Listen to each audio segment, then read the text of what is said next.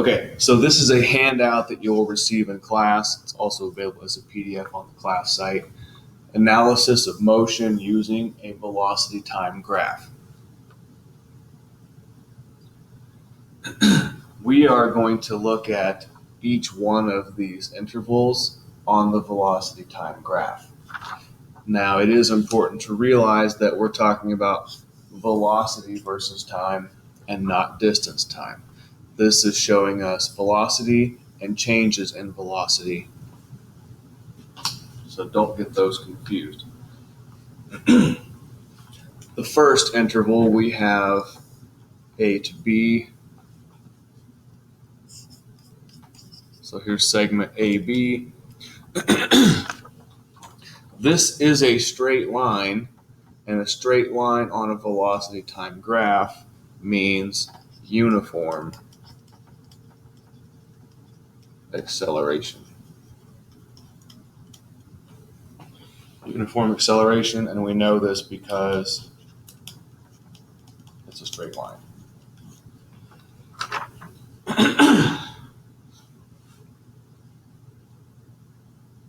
So the acceleration here, we're going to use our formula. Acceleration equals the change in velocity over time, Vf minus Vi over t. And we're going to look at our numbers here. So our final velocity would be at point B, and that is 20 meters per second. Our initial velocity is at point A, and that is 0. The time, this interval occurs over 2 seconds.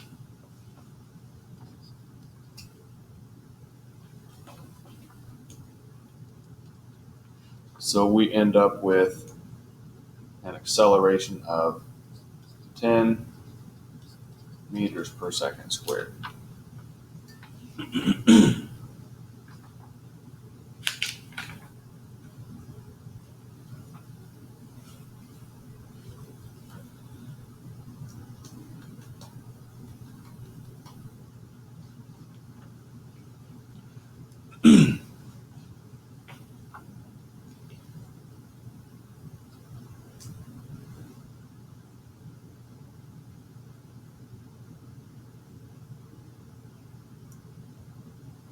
Okay, so while we are going down the list, down the page, and looking through our graph, we're also going to do two other things. We're going to look at the total distance we traveled in meters and the total distance from home in meters. I'm going to make two columns here, and we'll keep track as we go along. It'll help us to answer a question at the bottom of the page. So, if we want to know how far we went over this interval of A to B, here's what we can do. We can look at the average velocity over the interval here, which is initial plus final velocities divided by 2. We have uniform acceleration, so this is going to work. So we have 0 plus 20 divided by 2. And our average velocity over the interval is 10 meters per second. Now, in order to find the distance that we went in this interval, we're going to use our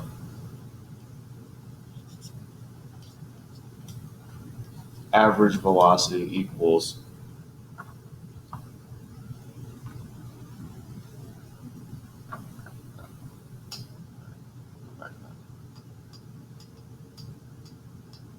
we're going to use the formula distance equals average velocity times the time.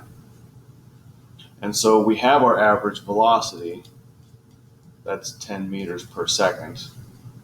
And we know how long we were going over this interval, that would be 2 seconds. So we have 10 times 2, there's 20, seconds cancels, and we have a distance of 20 meters over this interval of time 0 to 2 seconds. And so far the total distance is 20 meters traveled, and right now we are 20 meters away from home.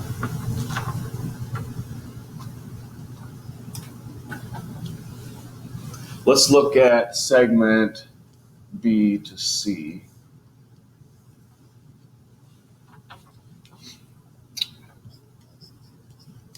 So B to C, we have a straight line on a velocity time graph. This means that the speed is not changing. It is constant speed. Or we could say uniform motion. We know it's constant speed because it is a horizontal line. It has a slope of 0.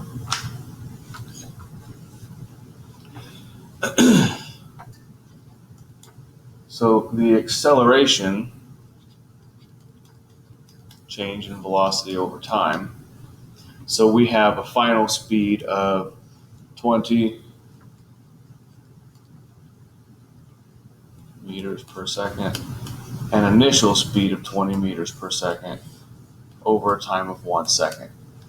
So we have 20 minus 20, that's going to be 0 over 1, and so our acceleration is 0 meters per second squared. Same as the slope up here, 0. It's a constant speed. We're in uniform motion. So the average speed over this interval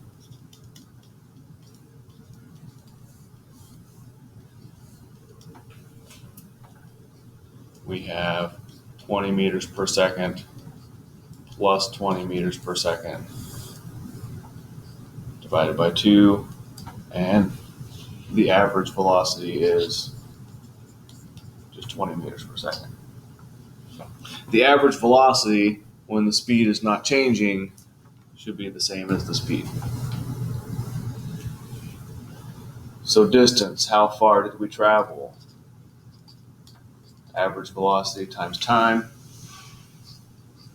We have 20 meters per second, and this is over an interval of 1 second. The seconds will cancel out, and we have a distance of 20 meters. So far, the total distance traveled, we went 20, and then we went another 20. Our total distance is up to 40. Total distance from home, we were going forward and we went 20. We're still going forward and we went another 20. So our total distance from home is 40 meters.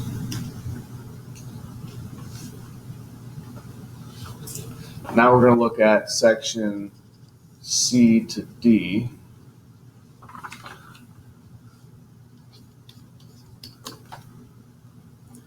C to D is a straight line, which means uniform acceleration. I'm going to add in one more thing. The slope of this is negative, so I'm going to put uniform negative acceleration.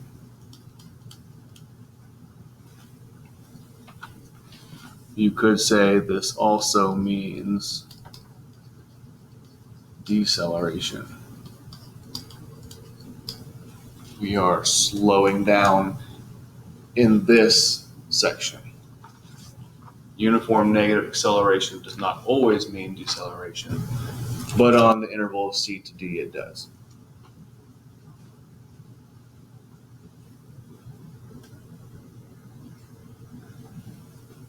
So the acceleration, Vf minus Vi over t, we have a final velocity of 0 and an initial velocity of 20 meters per second. And the interval is from 3 seconds to 4 seconds, so that is 1 second. Our acceleration here is negative 20 meters per second squared. So here's the acceleration. Now we want to know how far have we moved. So let's look at our average velocity.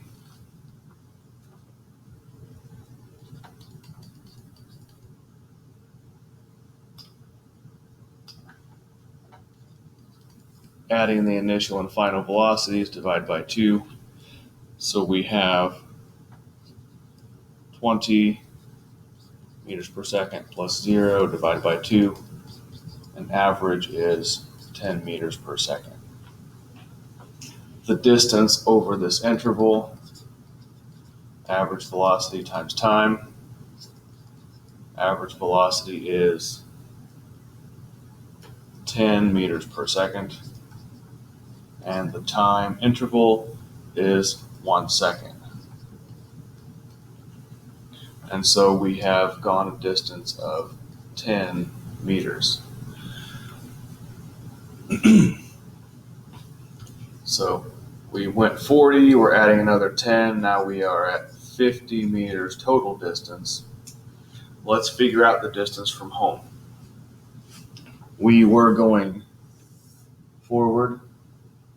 We went 20 meters in the first 2 seconds. In the next second, we went another 20 meters, so we were at 40. That's where we're at here. And so for this one, we are slowing down, but we're still going forward. We moved 10 meters per second, and we're still going forward. And we know that because we are above the line, the velocity is positive. Positive velocity means moving forward. So we have moved 50 meters.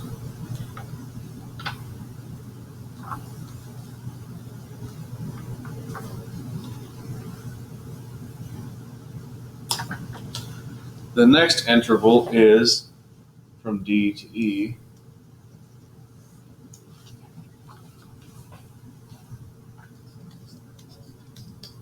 So D to E, we have a velocity of 0. We've stopped. Are we at home though? And the answer to that is no. We've been moving forward the entire time, and we've moved 50 meters away from home. We have not turned around. So we are stopped, but we are not at home. So don't confuse this graph with a distance time graph. On a distance time graph, Julie Johnson, please come to the office. Julie Johnson to the office.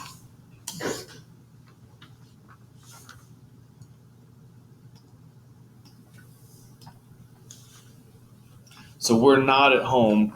On a distance time graph, being at 0 on the vertical axis means we are at home. But here, being 0 on the vertical axis means that we are not moving. It does not mean we're at home. So the acceleration here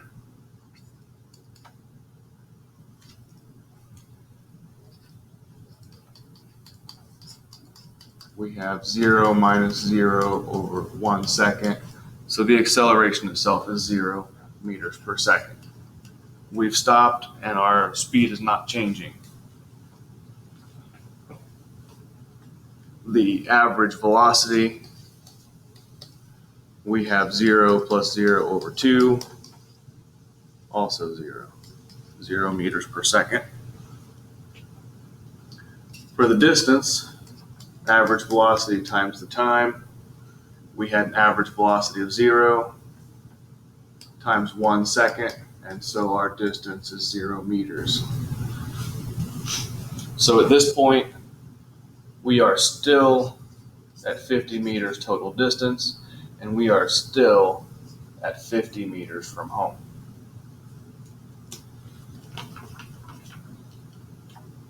Okay, at this point, I'm going to erase the top couple and start drawing up here again.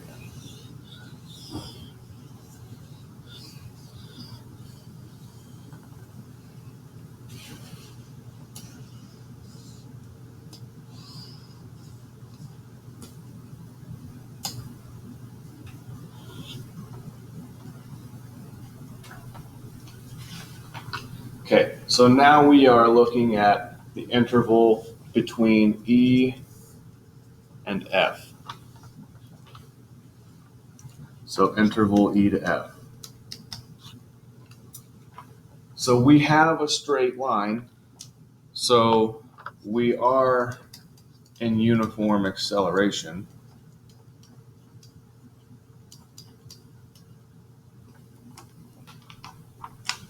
And it's a negative slope. So remember, from C to D, the negative slope meant slowing down. But what's going on here is our velocity is increasing in the negative. So we are speeding up in reverse. So this is uniform acceleration backwards.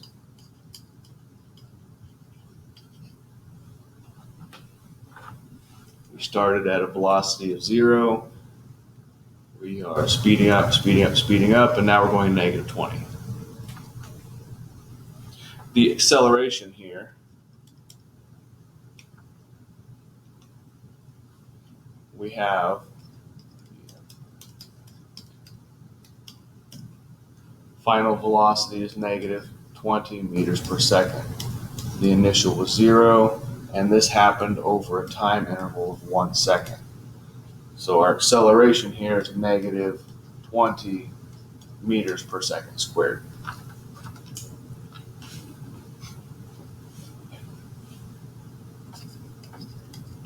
The average velocity, we add the initial and final and divide by 2. The initial is 0, the final is negative 20. Our average velocity is negative 10 meters per second. And the distance, average velocity times time, negative 10 meters per second average velocity. Time is 1 second. Seconds will cancel, and we end up with negative, wrong color, with negative 10 meters. So we had gone 50 meters, and this column is total distance. It doesn't matter if we're moving forward or backwards. We just want to know how far did we move total. So we went 50 and we went another 10. Total trip, we've gone 60 meters. In the total distance from home category is where it's going to be different. So we were 50 meters away from home, and then we started driving back towards home. And so now we are 50 minus 10, 40 meters away from home.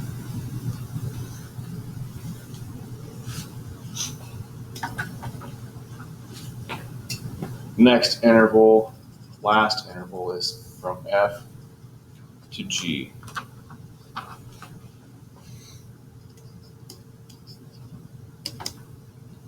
From F to G, we have a positive slope, we have a straight line. So the straight line tells us uniform acceleration. This one's kind of tricky because we are moving in reverse at a pretty high rate of speed, and now we're slowing down and we're stopping. So we are slowing down, we are decelerating backwards. if you look back from A to B, we are speeding up in the forward direction. But here from F to G, we are slowing down in reverse. Uniform deceleration backwards.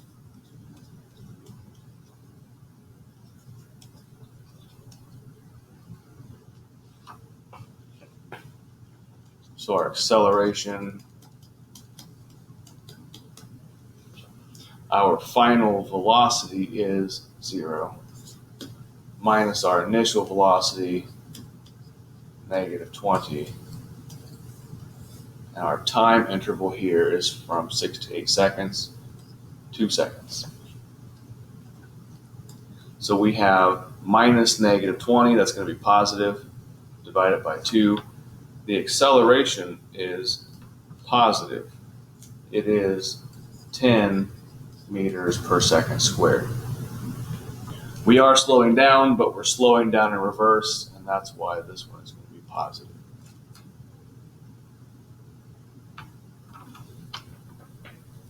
The average velocity over this interval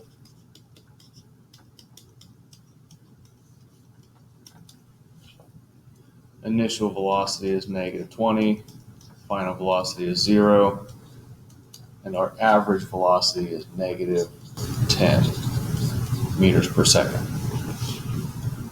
So the distance traveled here, average velocity times time, -10 meters per second times the time interval was 2 seconds.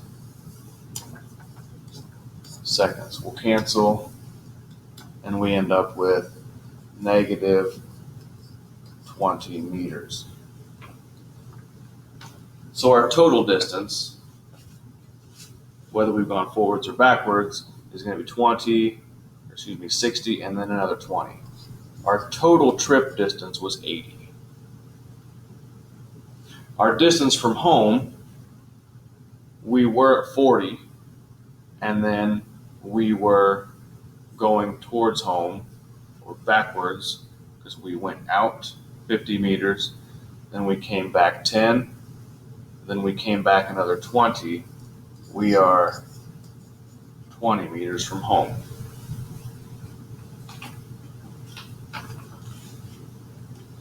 So down the page, there's a question: did the object make it back home? Use a different color.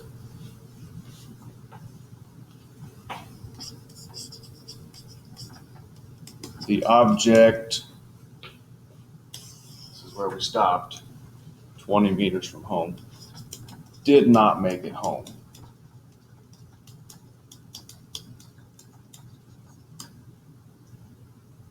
And we can specify it is 20 meters away.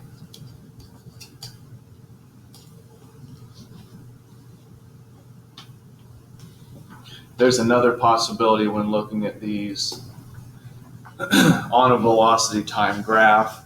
The distance traveled is the area under the graph. So this is really a calculus type thing. So I'm going to look at the calculus method. Here's what it looks like. So over this first interval, the area under the graph on this interval is all of this. And so we find the area of this triangle. So we have 20 times 2 is 40, but that's not the formula of a triangle. 1/2 of that. So 1/2 of 2 times 20, 20 meters. In this interval,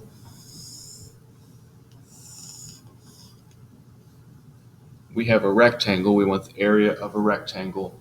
So we have 20 this way and 1 this way. Here's another 20 meters. So far, it's matching up with the data that you should have on your paper. From C to D, how far did we go? It's the area of this triangle, the area under the graph. So we have 20 times 1 divided by a half. We went 10 meters in this section.